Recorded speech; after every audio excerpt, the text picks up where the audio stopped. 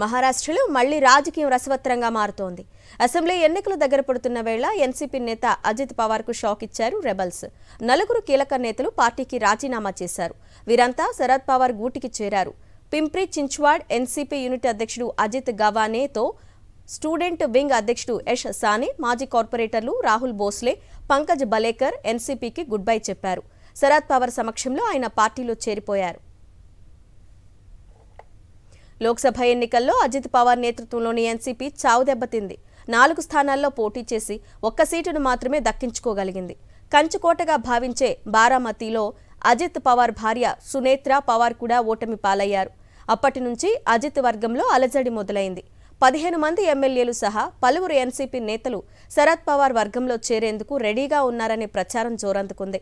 ఈ క్రమంలోనే 4 కీలక నేతల రాజీనామాతో అజిత్ పవార్ ఎన్సీపీలో టెన్షన్ పెంచుతోంది. ఈ ఏడాది నవంబర్లో మహారాష్ట్ర అసెంబ్లీ ఎన్నికలు జరగనున్నాయి.